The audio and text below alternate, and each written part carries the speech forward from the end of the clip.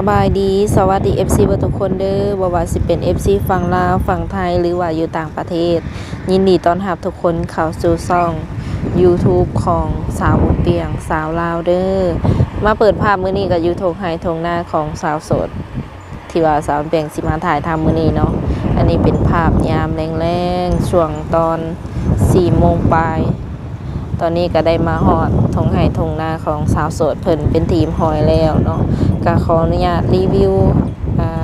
ทงไห้ทงหน้าเถียงไห้เถียงนาเพิ่นให้เบิ่งคร่าวๆเนาะว่าเป็นประมาณใดเป็นตาอยู่เนาะทุกคน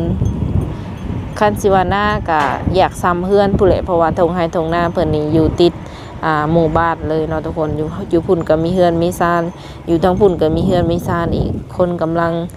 สิเฮ็ดเฮือนเฮ็ดซานนี่ก็ค่อนข้างว่าหลายเนาะทุกคนอันนี้ก็เป็นหนองที่ว่าเพิ่นปล่อยปูปล่อยปลาบ่อันนี้ก็บ่ค่อยแน่ใจเนาะแต่ว่าก็มีหนองปลาติดกับทงนาหรือว่าเถียงนาเลยทุกคนเลยสำหรับคนใดที่ว่าอยากอยู่แบบว่าเงียบเนาะสงบเนาะก็สามารถแบบเหมาะเลยเนาะทุกคนซึ่งว่าสาวโสดคนนี้หลายคนก็คือสิฮู้จักน้องเพิ่นเนาะว่าน้องเพิ่นเป็นไผเพราะว่าเพิ่นเองก็เปิดใจมานี่หลายรอบแล้วแต่ว่าบ่มีไผเข้ามาคุยเลยดังนั้นทางสาวเปลี่ยนกันเลยว่าเอ้าเข้ามาอัปเดตข่าวน้องเพิ่นอีกรอบนึงเพราะว่ามีทาง FC เพิ่นก็สนใจน้องเพิ่นอยู่เนาะเพราะว่าเห็นเพิ่นออกมาเปิดใจในไวๆนี้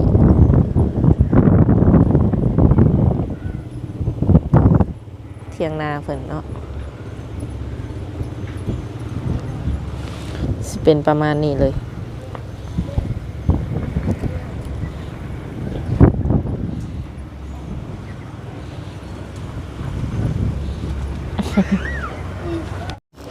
สบายดีโดยสบายดีสาวโสดยามแรงๆเนาะน้องละโดยหลังจากที่ว่าสาวเวียงเองก็บ่ได้มาหาน้องเพิ่นนี่เกือบว่า10เป็นเดือนแล้วบ่จักเนาะโดยเป็นจังได๋ช่วงนี้สบายดีบ่กะสบายดีบ่ได้เป็นไข้เป็นหนาวเนาะกะเป็นบางเทื่อโดยคือ FC เพิ่นก็สิว่านะให้มาหาทางน้องเพิ่นเนาะเพราะว่าเห็นทางน้องเพิ่นก็ออกมาเปิดใจอีกครั้งแม่นบ่แม่นเป็นอะไรตอนนี้ได้สามีแบบคนเข้ามาคุยอยู่บ่น้องล่ะกะมีอยู่อันนี้กะสิตอบตรงๆเลยกะมีอยู่อ๋อมีอยู่แต่มีบ่หลายโดยเพิ่นหาก็เข้ามานี่บ่แม่นตอนที่ว่าเฮาเปิดใจน้ำเอื้อยครั้งก่อนได้ซะแบบมีคนถึกใจน้องหลาอยู่บ่บ่มีแม่ว่าเขาคุยกันได้แบบมื้อ1 2มื้อเขาก็หายไปโอ้เสร็จไปก็บ่ตอบนี่นะหายไปเลยเพิ่นหายไปเองแม่นเจอแบบว่าสถานการณ์แบบนี้เรื่อยบ่น้องหลาแบบเฮาทักไปแล้วเพิ่นบ่ค่อยสนใจเฮาจังซี่นะแบบประจำเลยนะโดยก็คิดหลายอยู่บ่หรือว่าชิวๆก็คิดแม้เป็นบางเถื่นะบางเถื่อก็ชิวค่ะนะก็บ่ได้ว่าหยังเพราะว่าเป็นปกติอยู่แล้วที่เจอแบบนี้ของแนวว่าอยู่ๆเลยเพิ่นหายไปเนาะแม่นปัจจุบันนี่ได้ทราบแบบว่ามีคนที่เล็งๆไว้อยู่บ่มีเขามาคุยแบบได้สะทักธรรมดาบ่หรือคักแบบใดธรรมดาทั่วไปไม่ว่าเขายังมีหมู่ว่าวนำพนะยังบ่ทันได้สิว่าในสารยังบ่ทันได้สารสัมพันธ์แม่นโดย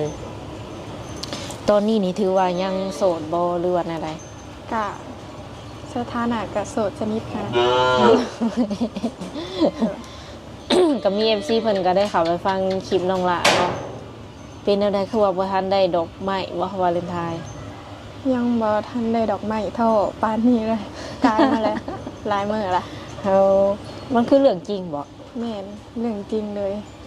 บ่ทันได้ดอกไม้หยังเลยโอ้หมู่คู่แบบเห็นหมู่คู่ได้เลยคิดอยากได้นำเขาอยู่บ่กะบ่ปานใดก็ลึกๆกะ อยากได้ความใส่ใจค่ะนะแต่แบบมอบความหักให้นะอยากได้แบบนี้ ก็มีแอบน้อยๆอยู่แสดงเอาเนาะ มีน้อยนิดนึง FC เพิ่นว่าเอ้าเบิ่งฟังแบบน้องเพิ่นเว้าเป็นตาดูตนแท้ว่ามันแม่นความจริงบ่หรือว่าน้องเพิ่นเว้าเล่นซื่อๆกันนะ แบบมันเป็นความจริงเลยค่ะนะ อืม มันบ่ได้น้ำหมูแล้วแบบแต่ละปีบ่ได้เคยได้น้ำหมูจักเถื่อ บัดยามฮอดอะวันวาเลนไทน์อะมันบ่ได้น้ำหมูเขานะมีแต่หมูได้สามีเขาซื้อให้ บางทีกับแฟนเขาซื้อให้เด้ บัดเฮาก็คือปีได้กับปีนั่นติ แม่นบ่ได้น้ำหมู สิมี FC ยอดหลังให้อยู่บ่เนาะทุกคน เพราะว่าน้องเพิ่นเองบ่เคยได้ดอกไม้จ้าเทื่อเพิ่นว่าปีใดก็คือเงียบแม่นบ่โอ้ปีที่ผ่านมากินนี่ก็บ่ได้บ่น้องล่ะ โดย ตอนนี้ก็ถือว่ายังโสดคือเก่าคือเดิม โดย หรือว่าแบบเฮาคือเพิ่นเข้ามานี่เฮาตั้งเป้าอยู่บ่แต่ละคนที่ว่าเข้ามาคุยกับเฮาว่าเพิ่นต้องเป็นคนแบบนั้นแบบนี้จังซี่นะ ก็แบบคุยกับเบิ่งนิสัยเขาไปนี่แหละว่าเขาเป็นคนใจร้อนหรือว่าใจเย็นนะก็ต้องแบบเบิ่งนิสัยเขานะต้องคุยกันไปก่อนเบิ่งนิสัยเขานะบอกเขาเป็นคนใจเย็นบ่ใจร้อนบ่นี่นะลักๆคนที่เข้ามาแบบส่วนหลายที่ผ่านมาเป็นคนประมาณไหนซะน้องล่ะ เขาแบบเขามาตัวนะหลักๆเขามาตัวมาต้มแล้วก็ไปเลยแบบนี้แบบว่าคุยแล้วก็ไปเนี่ยนะมาตัวให้หาก็ไปตัวแบบไหนให้ตัวให้หักบ่ แม่น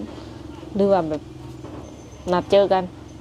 แล้วแบบนัดเจอกันแล้วเขาบอกมาแบบนี้นะ ไม่เอ่ยอันเป็นสีฟ้าอยู่บ่โอเคเป็นอยู่ยังบ่ได้ยินเสียงน้องเพิ่น เด้อ แบบคุยซื่อๆยังบ่ถึงขั้นว่าสินัดเจอกันเนาะยังบ่ทันได้เห็นหน้าเห็นตากันบ่ ยังอันเท่าที่เปิดคลิปมานะปี2014นะเริ่มเปิดคลิปมาครั้งแรกอะบ่เคยมีไผแบบมาเยี่ยมมายามเลยหันจักเถื่อนะบ่เคยมีเลยอย่างกับบ่มีแบบผู้บ่าวคนไทยหรือว่าคนต่างประเทศมาหาเลยนี่บ่เคยจักเถื่ออันนี้บอกความจริงเลยตรงๆคือแบบว่าเพิ่นนัดเจอกะแบบนัดให้น้องไปเจออยู่ฝั่งไทยก็บ่เคยบ่อ๋อในใจลึกๆด้วยซะแบบว่าอยากพ่ออยู่บ่ อยากพ่ออยู่อยากพ่อคนแบบจริงค่ะนะ สมมุติว่าเพิ่นเห็นคลิปแล้วเพิ่นอยากให้ยูทูบเบอร์พามาเลยได้ซะ แบบว่าต้องนัดมื้อนัดวันก่อนค่ะนะว่าจังใดก็ว่ากันนะว่าคุยกันก่อนนี่นะโดยคือการนัดนี่นัดน้องเองบ่หรือว่านัดกับ YouTube แล้วสามารถแบบพามาได้เลยแบบนัดกับทางน้องก่อนนะแล้วก็จังไปนัดกับทาง YouTube นะท่านอยากให้ YouTube มานำประมาณนี้เนาะแม่นเขาว่าในใจลึกๆคันว่าเพิ่นจะมาหาน้องแบบตามลำพังเด้ซะก็ได้แล้วก็2คนก็ไปนัดอยู่ที่ร้านอาหารหรือว่าอยากมากินข้าวอยู่เที่ยงนาน้องก็ได้อันนี้บ่เที่ยงนาน้องนะแม่นอยู่กับไผแต่ละมื้อแต่ละวันน้องล่ะอยู่กับน้าบ่าวน้าไผ่แล้วก็ลูกเพิ่นอยู่กัน4คนพ่อแม่ได้ซะพ่อแม่นอนอยู่บ้านโอ้คือน้องมักนอนอยู่นาบ่หรือว่ามักนอนอยู่บ้านมักนอนอยู่นานะมันแบบมันเย็นแหละมันสงบมันบ่มีไผเว้าบ่มีไผว่าเฮานะหน้าก็แบบว่าอยากซ้ำเพื่อนเนาะแม่นแบบมีไผมีหยังครบทุกอย่างแม่นเพราะว่าน้าบ่าวเพิ่นเป็นสางไฟเพิ่นก็ติดบางทีก็ติดในกกไม้แม่ฝนห้ำเนาะพอแห้งอีกแล้วติดไปก่อนแบบสร้างไผเนาะอย่างเพิ่นก็อยากเฮ็ดบ่ทันแน่บ่นี้แน่ดิแม่นเพราะว่ามาก็เห็นเพิ่นเฮ็ดกระลุงคงกั่วอยู่เนาะแม่นเพิ่นเฮ็ดอันแทงน้ำเพิ่นนะอันนี้บ่จะบ่นะหรือว่านักเคยยังก็น้าบ่าวแท้ๆนะคนในครอบครัวส่วนน้าไผ่ก็เป็นแบบอันนั้นเป็นลูกไผ่ที่แต่งเข้ามานะแต่งเข้ามาในบ้านเป็นเมียของเงินน้าบ่าวแม่น เจ้ามีไอ้น้องบ่น้องละ มี ไอ้น้องเจ้าไปใส่บ่จ้ะ อ้ายกลับไปไทยน้องกะอยู่เพื่อนกับพ่อกับแม่ อืมยังเห็นยังก็ ยังเฮียนอยู่น้องยังเฮียนอยู่ อืม เขาเฮียนห้องใดก็ อันมหนึ่ง โดย คือตอนนี้น้องหล่ะก็เต็ม20ปีแม่นบ่ แม่น อ๋อตอนนี้นี่อยากหาคนคุยไปก่อนบ่หรือว่าอยากสร้างครอบครัวเลยน้องละ แบบว่าอันนั้นคุยกันแบบว่าแบบสักระยะหนึ่งแล้วก็แบบจังค่อยอันค่อยแต่งงานหั้นนะว่าซั่นซะ อืม ต้องแบบศึกษาดูใจกันนี่มันก็คุยกันมื้อหนึ่งอ่ะว่าอีกมื้อหนึ่งว่าไปเอากันนี่เพราะให้แล้วแต่งงานกันเนาะโอ้ ยังบ่ได้ฮู้นิสัยใจคอกันเลยมันก็บ่ได้ ต้องคุยกันก่อนหั่นนะ อืม ว่าเลือกเอานะเอาแต่สิเอาละแต่ว่าต้องคุยกันก่อน ต้องคุยต้องร่วมกันเบิ่งนิสัยใจคอกันก่อนหั้นนะ คือลักๆเน้นที่นิสัยบ่ แม่นนิสัยแบบว่าถ้าแบบว่าอันคุยกันบ่โดนแล้วเอากันปุ๊บนี่ถ้าแบบว่าเขาเป็นนิสัยจังซั่นจังซี่นะเอาแบบถูกหยากปากมองหรือว่าเขาตบตีเฮาจังซั่นจังซี่ได้ซะเฮาก็ฮับบ่ได้กันเนาะเขาก็ต้องเบิ่งนิสัยเขาก่อนเพื่ออนาคตน่ะเขาเป็นจังใดกะ อืมเพิ่นบ่รอเจ้าก็สิเอาบ่คือว่าเบิ่งแต่นิสัย ถ้านิสัยแบบว่าอันนั้นถ้านิสัยเพิ่นดีหั้นนะบ่ตบตีเฮาหรือว่าอิหยังแบบบ่ทำร้ายเฮาหั้นนะ เอาได้เบิด เอาได้ เพราะว่าน้องเพิ่นเองก็เป็นแบบผู้สาวที่ว่าบ่เคยแต่งงานเนาะ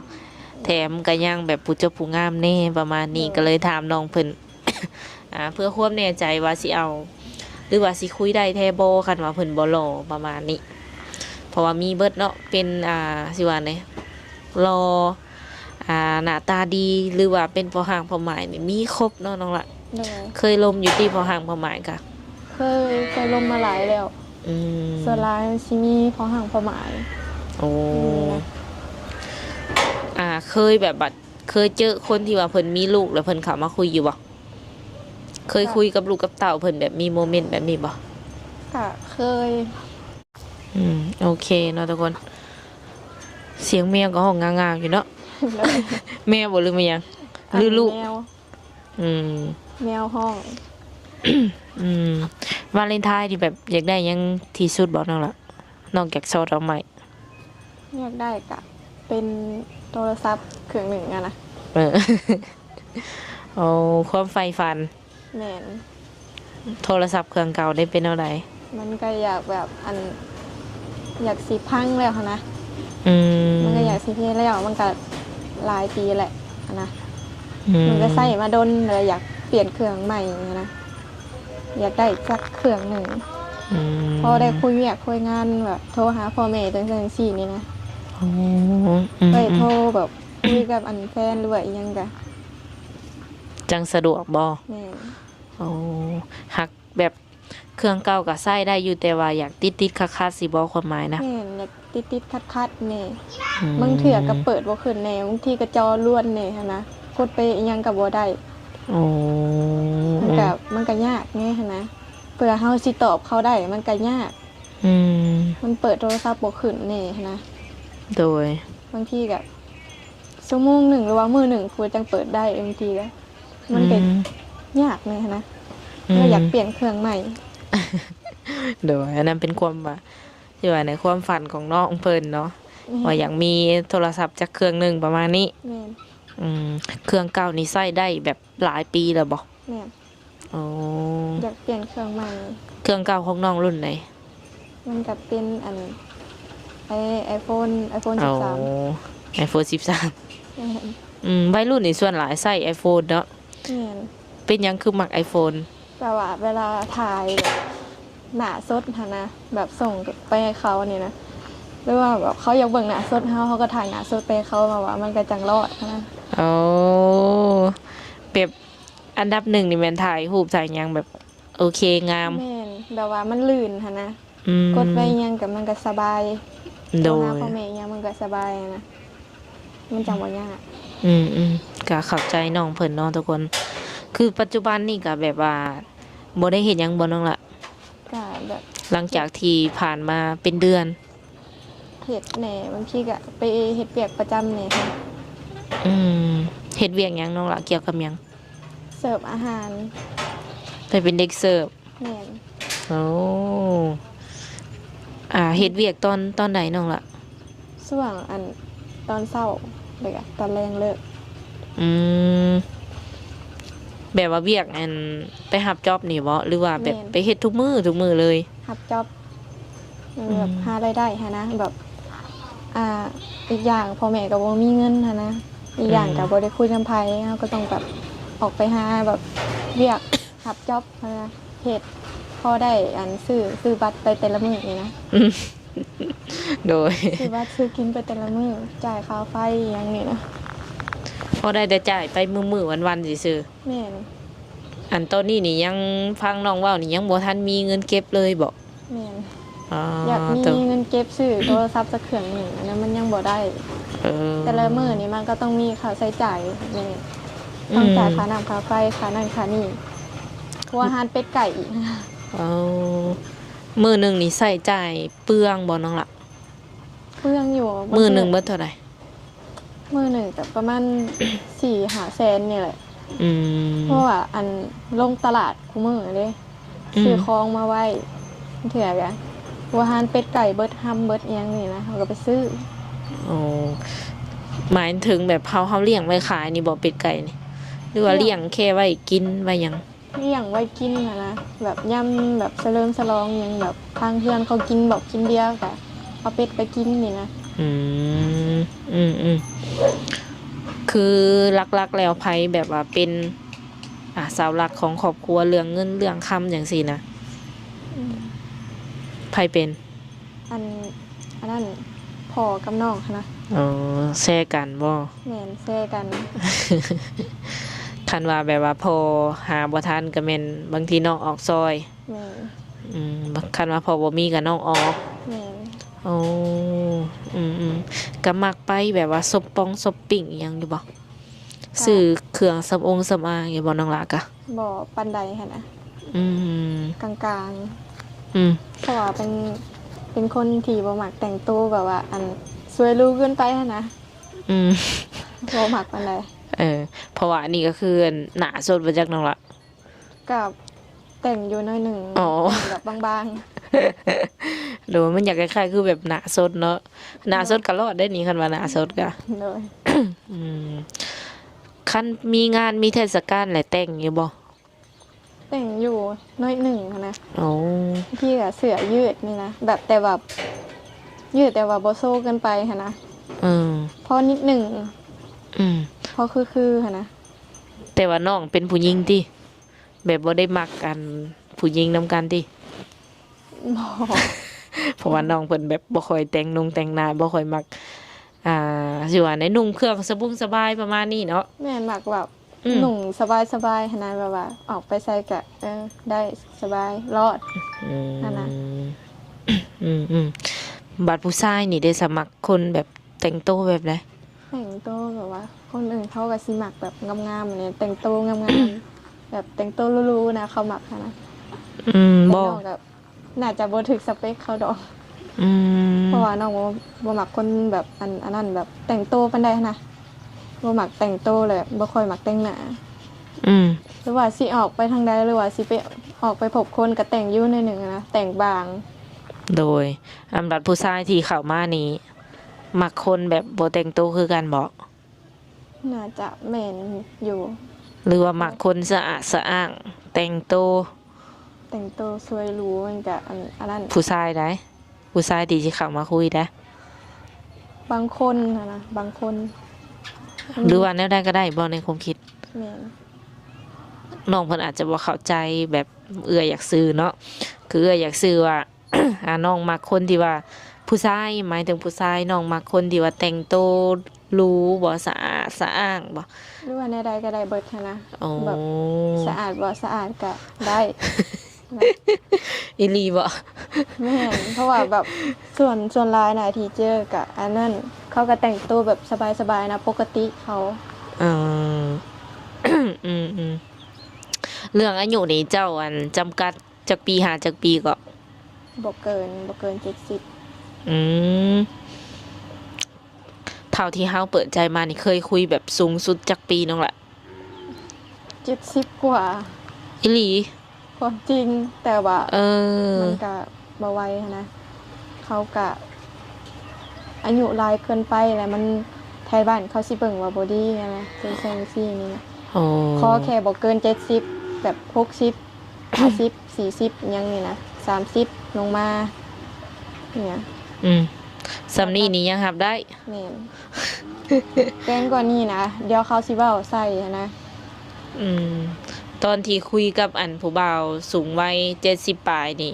เป็นอะไรซะเพิ่นยังดูดีบ่เพิ่นยังแบบรอบ่ แบบยังคือยังหนุ่มยังแน่นอยู่หั้นนะแบบเขาดูแลสุขภาพตัวเองดี อืม ส่วนหลายเป็นคนแบบทางไหนน้องละ ฝั่งไทย หากในใจลึกๆน้องละเปิดโอกาสให้ผู้บ่าวทางใด แบบว่าอันนั้น ผู้บ่าวลาวไทยหรือว่าต่างประเทศ กะทุกคนนั่นแหละทั้งแบบไทยลาวแบบว่าต่างประเทศได้ อืม ผู้บ่าวไทยบ้านนี่ก็ได้บ่ ไทยบ้านใกล้บ้านน้องอยู่ แม่นผู้บ่าวลาวไทยบ้านตัวเองจังซี่นะ กะได้อยู่ อ๋อ ได้อยู่นิดหนึ่ง ได้อยู่นิดนึงแสดงว่าในใจลึกๆก็บ่มักปานใดแม่นบ่ เขาตัวเก่งคนคนเถื่อเขามีเมียเด้ เอ คนเถื่อ อ เขามีเมียส่วนหลายนะเขามีเมียนะเขามาลงกับน้องนี่นะ เออ บ่มักน้องบ่มักคนมีเมียอยู่แล้วนะ เออ เดี๋ยวมันสิมีปัญหาตามหลังมานะบ่มัก โดย เดี๋ยวเมียเขามาตบตีน้องนะเฮ็ดได้ซะวันนี้นะคุ้มตาน้องหนาวนะพอเฮ็ดได้ โดยบ่ว่าดีเนาะ พยานเพื่อนนี่นะ อ๋อ ย่าน การไว้ดีกว่าแก่บ่ แม่น อืมคือประมาณนั้นก็ได้อยู่และบางคนเพิ่นว่าแบบเพิ่นอยากโทรหาน้องจังซี่นะแบบอยากวิดีโอคอลอีหยังแบบเป็นหยังคือยากแท้เพิ่นว่าแบบน้องบ่ค่อยแบบ อยากให้เห็นหน้าเลยแม่นความจริงบ่น้องล่ะ ก็บางทีโทรศัพท์นะแบบว่ามันเปิดยากค่ะนะ อืม ตรงที่ว่าโทรศัพท์เปิดยากแล้วมันเลื่อนบ่ไปอย่างเงี้ยติดบางนี่แหละก็เลยว่าเปิดช้าเนี่ยก็ขอโทษหลาย อืมแต่ละคนนี่แบบให้เห็นหน้าอยู่บ่ ๆแม่น หรือว่าบ่เคยแบบให้กับเจ้าเห็นหน้าเลย แบบว่าส่วนหลายน่ะ เขาก็สิเห็นหน้าน้องหั้นนะบางเทื่อก็เปิดช้าแน่หั้นนะเขาก็สิโวยวายใส่ในบางเทื่อค่ะเปิดช้าแล้วมันก็ติดตรงที่ว่าโทรศัพท์น้องมันมีปัญหาหั้นนะ อืม ก็ขอโทษหลาย โดยบางคนเพิ่นก็ระบายเนาะเสร็จมาระบายเป็นหยังสาวกับนางเพิ่นแบบบ่ค่อยอยากคุยกับข่อยเลยอย่างซั่นจังซี่ข่อยบ่รอบ่เนาะบางคนก็ที่จริงแล้วก็แม่นเกี่ยวกับเรื่องโทรศัพท์บ่ ๆแม่ อืม ก็ขอโทษนำหลายๆเด้อที่แบบโทรศัพท์น้องมันมีปัญหาอะไรหั้นนะ อืม ก็เลยว่าเปิดยากแน่ อืม มันก็ติมแบบนี้แหละบางเทื่อน้องก็ค้าเวียกค้างานนี่หั้นนะก็เลยว่าบ่ได้เปิดหั้นนะ โดย เปิดซ่า เฮ็ดเวียกเพื่อนเวียกซ่านี่เด้น้องก็มีเวียกคือกัน เนอะ ต้องเข้าใจ บางคนก็แบบว่าเพิ่นบ่ได้อยากโทรโดนแต่ว่าเพิ่นอยากโทรมาแบบ โทรมาเช็คซื่อๆเนาะว่าน้องแม่นตัวจริงบ่จังซี่นะลายน้องแท้บ่หั่นน่ะบางคนก็ อืม ก็ทาง YouTube เขาเอาให้ก็แม่นลายน้องแท้เด้ออันนี้นะ อืม มันบ่แม่นลายปลอมอันนี้ลายแท้ เลยว่าขั้นแบบว่าอัดเสียงไปได้บ่ ได้ แบบพอเพิ่นได้ฟังว่าแม่นเสียงน้องบ่หั่นน่ะ ได้หรือว่าสิโทรมาเช็คเบิ่งก็ได้ อืม ว่าแม่นจริงหรือบ่นะโทรมาเช็คเบิ่งก็ได้ โดยแม่นได้เนาะ โดย โอเคสุดท้ายนี้มีหยังอยากฝากถึงแบบผู้บ่าวที่ว่าเพิ่นยังถาน้องบ่ที่ว่าเพิ่นยังเบิ่งน้องแต่ว่าเพิ่นบ่กล้าเข้ามาคุยประมาณนี้นะ บ่กล้าก็บ่เป็นหยังค่ะแบบบ่อยากลงคบเบิ่งกะ อืม เดี๋ยวก็สิได้หักจริงนะถามมาลงคบกับน้องเบิ่งนะเดี๋ยวสิได้หักแท้บ่เคยตัวบ่เคยต้มแล้วก็อย่าลืมซื้อของขวัญให้น้องนี่เด้อ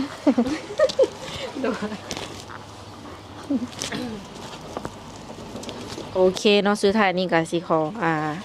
โอลมกับน้องเพิ่นประมาณนี้ก่อนแล้วก็สิได้ขอเงิน ขอมอบเงินให้เพิ่นเนาะ100,000กีบไว้ให้น้องเพิ่นเติมบัตรเติมเบอร์เนาะน้องละ โดย เป็นเงินผู้ใหญ่ใจดีคือเก่าเนาะ โดย มาถ่ายน้องเพิ่นหลายเทื่อแล้วเพิ่นคือสิจื้อแล้วแม่นบ่ โดย เป็นเงินผู้ใหญ่ที่ว่าเพิ่นสนับสนุนช่องยูทูบเบอร์อยู่ตอนนี้เนาะ โดยโอ้ยขอมุกขอบใจหลายๆเด้อร่ำรวยเฮงๆวะเงินทองไหลมาเทมาบ่ขาดกระเป๋าได้สุขภาพร่างกายแข็งแรงเด้อ โอเคสาธุ โดย สำหรับคลิปนี้สาวบุญเปลี่ยนกับน้องคำนางก็สิได้ขอตัวเจ้าไว้ก่อน โดย สบายดี สบายดี